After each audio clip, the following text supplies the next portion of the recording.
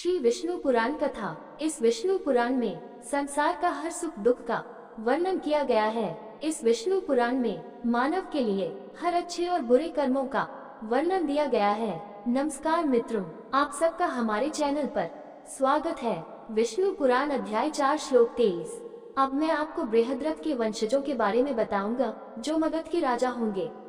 इस राजवंश के कई शक्तिशाली राजकुमार हुए हैं, जिनमें से सबसे प्रसिद्ध जरासंध था। उसका पुत्र सहदेव था, उसका पुत्र सोमापी है, उसका पुत्र श्रुतवत होगा, उसका पुत्र अयुतायुस होगा, उसका पुत्र निर्मित्र होगा, उसका पुत्र सुक्षत्र होगा, उसका पुत्र बृहत्कर्मन होगा, उसका पुत्र सेनाजित होगा, उसका पुत्र श्रुतंजय होगा, उसका पुत्र विप्र होगा, उसका पुत्र शुचि होगा, उसका पुत्र क्षेम्य होगा, उसका पुत्र सुव्रत होगा, उसका पुत्र धर्म होगा, उसका पुत्र सुषमा होगा, उसका पुत्र दृसेन होगा, उसका पुत्र सुमति होगा, उसका पुत्र सुवाला होगा, उसका पुत्र सुनीता होगा, उसका पुत्र सत्यजीत होगा, उसका पुत्र विश्वजीत होगा, उनका पुत्र रिपुंजय होगा।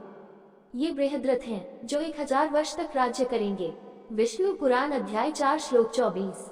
मगध के भावी राजा प्रद्योत वंश के 5 राजकुमार, 10 शशनाग, 9 नंद, 10 मौर्य, 10 शुंग, 4 कांवरे, 30 अंध्रभृत्य, विभिन्न जनजातियों और जातियों के राजा और उनके शासनकाल, बर्बरों का आधिपत्य, विभिन्न क्षेत्रों में विभिन्न जातियां, सार्वभौमिक अधर्म और क्षय की अवधि, विष्णु का कल्कि के रूप में आगमन, दुष्टों का विनाश और वेदों के आचरण की पुनर्स्थापना, काली का अंत और कृत की वापसी, युग, काली की अवधि, पृथ्वी द्वारा श्लोकों का उच्चारण तथा असित द्वारा जनक को उपदेश, चौथी किताब का अंत। बृहद्रथ वंश के अंतिम रिपुंजय के पास सुनिका नाम का एक मंत्री होगा जो अपने राजा को मारकर अपने बेटे प्रद्योत को सिंहासन पर बिठाएगा। उसका पुत्र पालक होगा, उसका पुत्र विशाखयुग होगा, उसका पुत्र जनक होगा और उसका पुत्र नंदीवर्धन होगा। प्रद्योत के घर के ये 5 राजा 138 वर्ष तक पृथ्वी पर राज्य करेंगे। अगला राजकुमार शिशुनाग होगा, उसका पुत्र काकवर्ण होगा, उसका पुत्र क्षेमधर्मन होगा, उसका पुत्र क्षत्रौज होगा, उसका पुत्र विदमीसार होगा, उसका पुत्र अजातशत्रु होगा, उसका पुत्र धर्बक होगा, उसका पुत्र उद्याश होगा, उसका पुत्र भी नंदीवर्धन होगा और उसका पुत्र महानंदी होगा। ये 10 शशनाग 362 वर्षों तक पृथ्वी के राजा रहेंगे। महानंद का पुत्र शूद्र या दास वर्ग की महिला से पैदा होगा, उसका नाम नंद होगा, जिसे महापद्म कहा जाता है क्योंकि वह अत्यधिक लोभी होगा। दूसरे परशुराम की तरह वो क्षत्रिय जाति का विनाशक होगा क्योंकि उसके बाद पृथ्वी के राजा शूद्र होंगे। वह पूरी पृथ्वी को एक छत्र के नीचे लाएगा। उसके 8 बेटे होंगे, सुमल्या और अन्य, जो महापद्म के बाद शासन करेंगे और वह और उसके पुत्र 100 वर्ष तक राज्य करेंगे। ब्राह्मण कौटिल्य 9 नंदों को जड़ से नष्ट कर देगा। नंद वंश की समाप्ति पर मौर्यों के पास पृथ्वी होगी क्योंकि कौटिल्य चंद्रगुप्त को सिंहासन पर बिठाएगा। उसका पुत्र बिंदुसार होगा, उसका पुत्र अशोकवर्धन होगा, उसका पुत्र सुयश होगा, उसका पुत्र दशरथ होगा, उसका पुत्र संता होगा, उसका पुत्र शालिशुक होगा, उसका पुत्र सोमशर्मन होगा, उसका पुत्र शशधर्मन होगा और उसका उत्तराधिकारी बृहद्रथ होगा। ये 10 मौर्य हैं जो 137 वर्षों तक पृथ्वी पर शासन करेंगे। शुंभों का राजवंश अगली बार संप्रभुता प्राप्त कर लेगा क्योंकि अंतिम मौर्य राजकुमार का सेनापति पुष्पमित्र अपने स्वामी को मौत की सजा देगा और सिंहासन पर बैठेगा। उसका पुत्र अग्निमित्र होगा, उसका पुत्र सुज्येष्ठ होगा, उसका पुत्र वसुमित्र होगा, उसका पुत्र अर्द्रक होगा, उसका पुत्र पुलिंदक होगा, उसका पुत्र घोषवासु होगा, उसका पुत्र वज्रमित्र होगा, उसका पुत्र भागवत होगा, उसका पुत्र देवभूति होगा। ये 10 शुंग हैं जो 112 वर्षों तक राज्य पर शासन करेंगे। देवभूति अंतिम शुंग राजकुमार अनैतिक भोग का आदि होने के कारण और उसका मंत्री वासुदेव नाम का कण्व उसकी हत्या कर देगा और राज्य हड़प लेगा। उसका पुत्र भूमिमित्र होगा, उसका पुत्र नारायण होगा, उसका पुत्र सुशर्मन होगा। ये चारों कण्व 45 वर्ष तक पृथ्वी के राजा रहेंगे। सुशर्मन कण्व को आंध्र जनजाति के शिप्रका नामक एक शक्तिशाली सेवक द्वारा मार दिया जाएगा जो राजा बनेगा और आंध्रभृत्य राजवंश की स्थापना करेगा।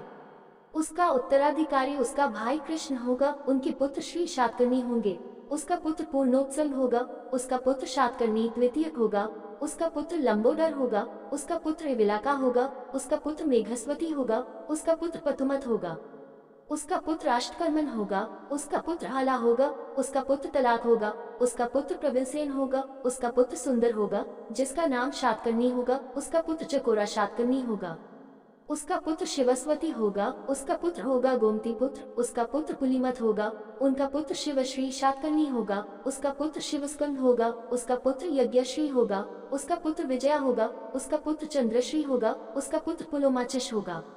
ये 30 आंध्र वृत्तियां राजा 456 वर्ष तक राज्य करेंगे।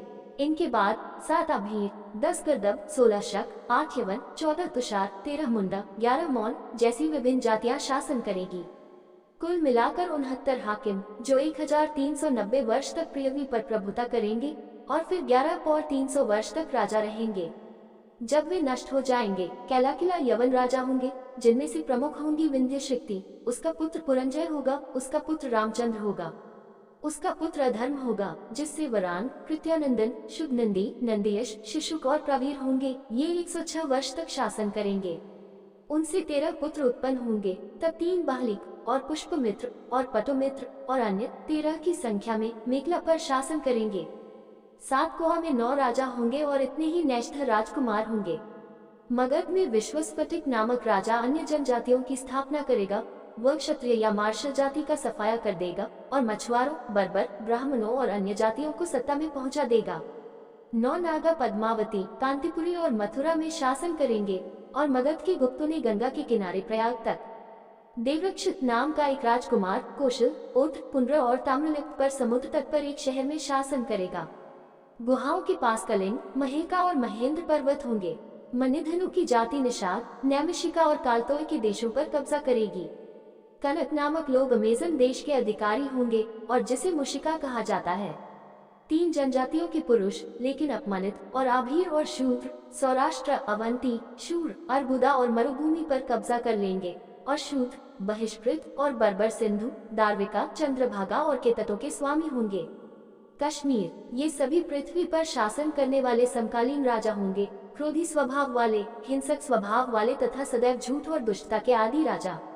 वे स्त्रियों, बच्चों और गायों को मार डालेंगे। वे अपनी प्रजा की संपत्ति पर कब्जा कर लेंगे। वे सीमित शक्ति के होंगे और अधिकांश भाग में तेजी से वृद्धि और गिरावट होगी। उनका जीवन छोटा होगा, उनकी इच्छाएं अतृप्त होंगी और वे बहुत कम धर्मपरायणता प्रदर्शित करेंगे।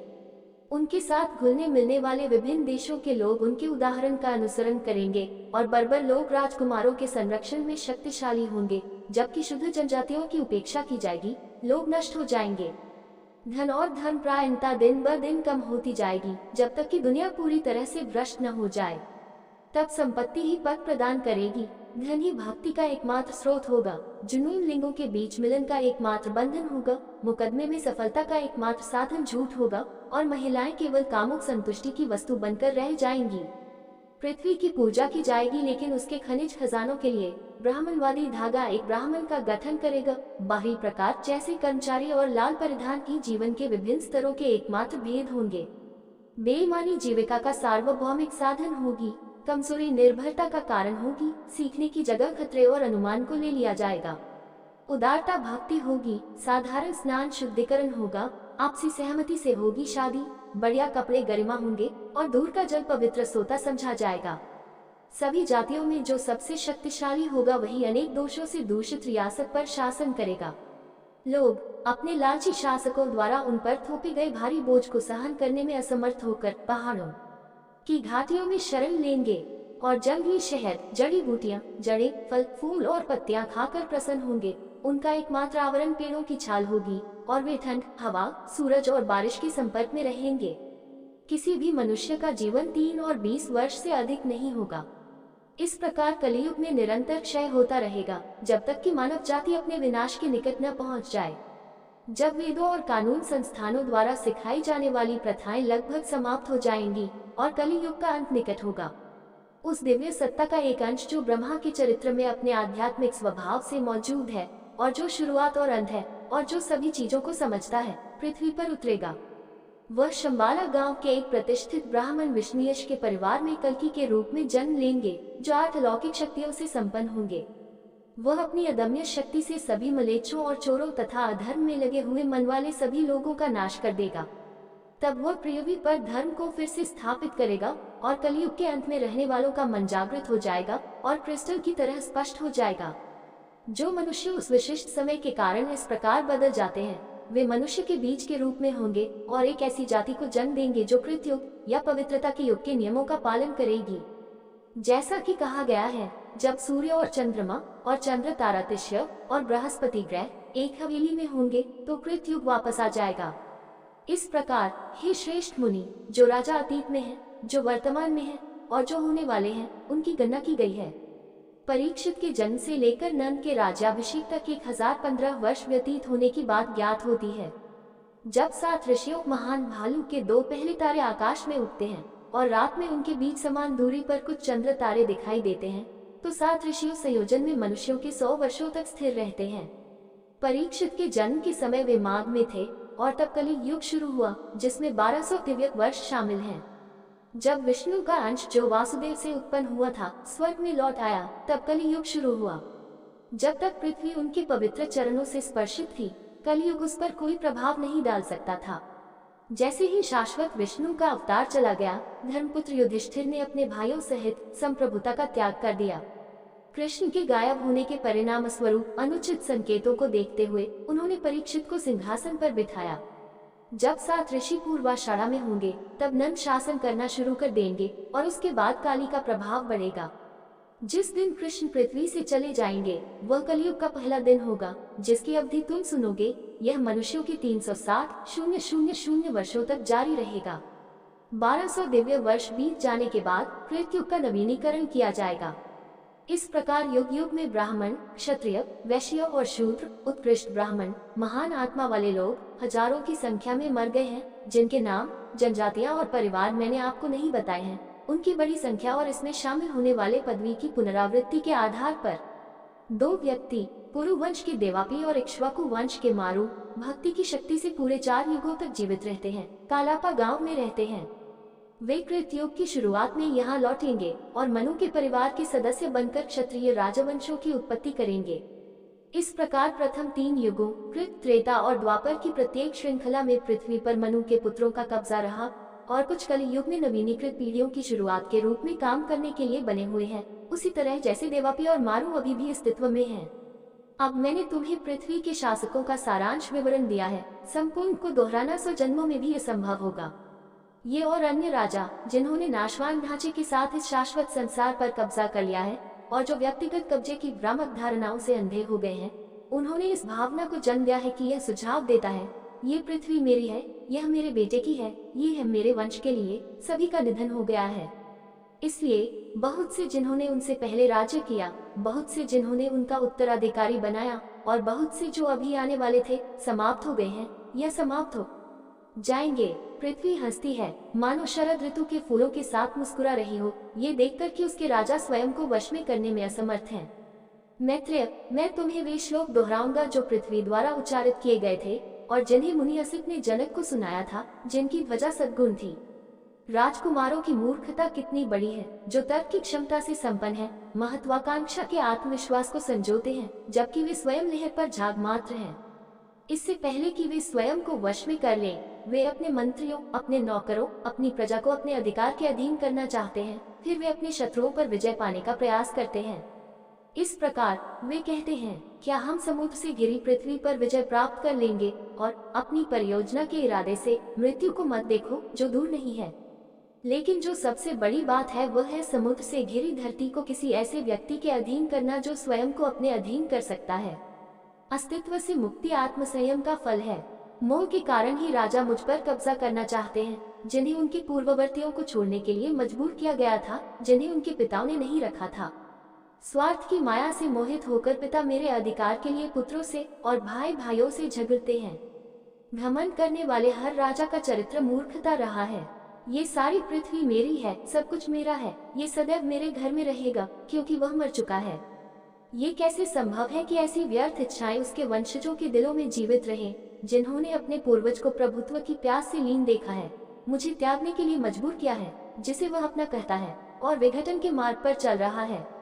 जब मैं एक राजा को अपने दूत के द्वारा दूसरे को ये संदेश भेजते हुए सुनता हूँ, ये पृथ्वी मेरी है, तुरंत अपना दिखावा छोड़ दो। पहले तो मुझे हिंसक हंसी आती है, लेकिन ये जल्द ही उस मुग्ध मूर्ख के प्रति दया के कारण कम हो जाती है।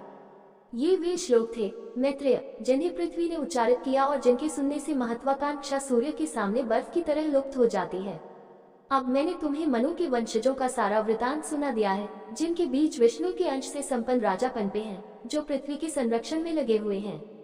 जो कोई भी मनु की वंशावली से चली आ रही इस कथा को श्रद्धापूर्वक और विश्वास के साथ सुनेगा, वह अपने सभी पापों से पूरी तरह से शुद्ध हो जाएगा और अपनी क्षमताओं के पूर्ण अधिकार के साथ अप्रतिम समृद्धि, प्रचुरता और समृद्धि में रहेगा।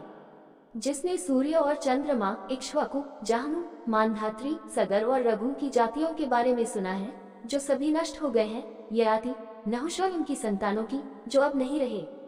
महान पराक्रमी, अदम्य वीरता और असीमित धन वाले राजाओं के बारे में, जिन पर और भी अधिक शक्तिशाली समय ने विजय प्राप्त कर ली है और अब वे केवल एक कहानी बनकर रह गए हैं।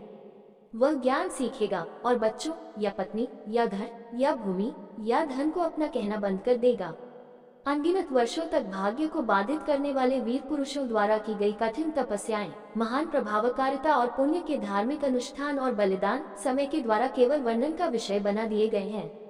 वीर पृथु ने ब्रह्मांड का भ्रमण किया और सर्वत्र अपने शत्रुओं पर विजय प्राप्त की, फिर भी वह समय के झोंके से पहले सिमन पेड़ की रोशनी की तरह उड़ गया।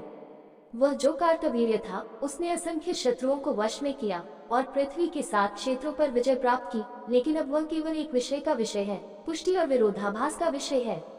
रघु के पुत्रों के साम्राज्य पर आक्रमण, जिन्होंने दशानन पर विजय प्राप्त की और पृथ्वी के छोर तक अपना प्रभुत्व बढ़ाया, क्योंकि क्या वह नाश करने वाले की खींच से पल भर में भस्म न हो गया।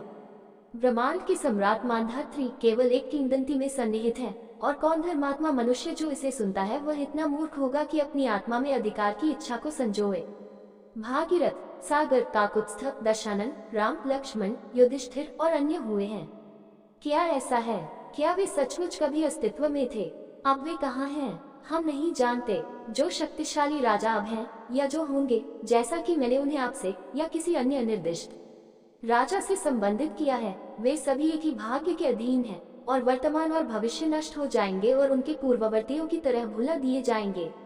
इस सत्य से अवगत होकर एक बुद्धिमान व्यक्ति कभी भी व्यक्तिगत विनियोग के सिद्धांत से प्रभावित नहीं होगा और उन्हें केवल क्षणिक और लौकिक संपत्ति मानते हुए वह बच्चों और भावी पीढ़ी, भूमि और संपत्ति या जो कुछ भी व्यक्तिगत है उसे अपना नहीं मानेगा। इस चैनल पर सभी वेदों का ज्ञान मिलेगा। ये वीडियो आपको अच्छा लगा हो तो लाइक, शेयर, सब्सक्राइब जरूर करें। धन्यवाद दोस्तों।